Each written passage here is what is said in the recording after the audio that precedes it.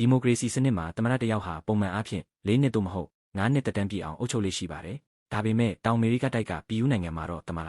ယာဒူးဟာစုခင်းထားတဲ့ကလေးထိုင်တစ်ခုလိုဖြစ်နေပါတယ်။2016ခုနှစ်ကနေ2026ခုနှစ်အစောပိုင်းထိ10နှစ်တာကာလအတွင်းသမ္မတ၈ယောက်တိတိပြောင်းလဲခဲ့ရပါတယ်။ဒီပြောင်းလဲတွေဟာစစ်တပ်အာဏာသိမ်းမှုကြောင့်မဟုတ်ပဲလွတ်တော်နဲ့သမ္မတကြားအပြိုင်မှုတွေအကျင့်ပြတ်ချစားမှုအရှုပ်တော်ပုံတွေနဲ့ဖွဲ့စည်းပုံအခြေခံဥပဒေရဲ့ဟာကွက်တစ်ခုကြောင့်ဖြစ်ပါတယ်။မတည်ငြိမ်မှုရဲ့အဓိကအကြောင်းရင်းတစ်ခုကတော့အကျင့်ပြတ်ချစားမှုစုံစမ်းရေးအမှုကြီးတစ်ခုကနေစတင်ခဲ့ပါတယ်။အစိုးရထိပ်တန်းခေါင်းဆောင်တွေလက်ထိုးခံခဲ့ကြောင်းသတင်းတွေထွက်ပေါ်လာတဲ့အခါနိုင်ငံရေးလောကတစ်ခုလုံးလှုပ်ရှားသွားခဲ့ပါတယ်။သမ္မတဟောင်းတွေအများပြားလဲစုံစမ်းစစ်ဆေးမှုတွေထဲပါဝင်ခဲ့ကြပါတယ်။နောက်ထပ်အရေးကြီးတဲ့အချက်ကတော့ကိုကျင့်တရားပြည့်ရင်မှုဆိုတဲ့ဥပဒေပါ။ဖွဲ့စည်းပုံအရသမ္မတတယောက်ကိုကိုကျင့်တရားပြည့်ရင်နေပြီလို့လွတ်တော်ကသတ်မှတ်နိုင်ရင်ယာဒူးမှဖြုတ်ချနိုင်ပါတယ်။မူလရည်ရွယ်ချက်ကတော့အလွန်ကြုံမသိတော့တဲ့အခြေအနေများအတွက်သာဖြစ်ပေမဲ့နောက်ပိုင်းမှာတော့နိုင်ငံရေးအင်အားပြိုင်ပွဲတွေအတွက်လက်နက်တစ်ခုလိုအသုံးပြုလာကြပါတယ်။တချို့သမ္မတတွေဟာအကျင့်ပြတ်ချစားမှုဆွဆွဲချက်တွေကြောင့်နှုတ်ထွက်ခဲ့ရပြီးတချို့ကလွတ်တော်မဲခွဲမှုနဲ့ဖြုတ်ချခံခဲ့ရပါတယ်။တချို့ဆိုရင်ယာဒူးထမ်းဆောင်ရတဲ့ကာလဟာရန်နှဲငယ်တာကြာခဲ့ပြီးလူထုဆန္ဒပြပွဲတွေကြောင့်ချက်ချင်းနှုတ်ထွက်ခဲ့ရပါတယ်။နောက်ပိုင်းမှာကြားဖြတ်ခေါင်းဆောင်တွေတက်လာပြီး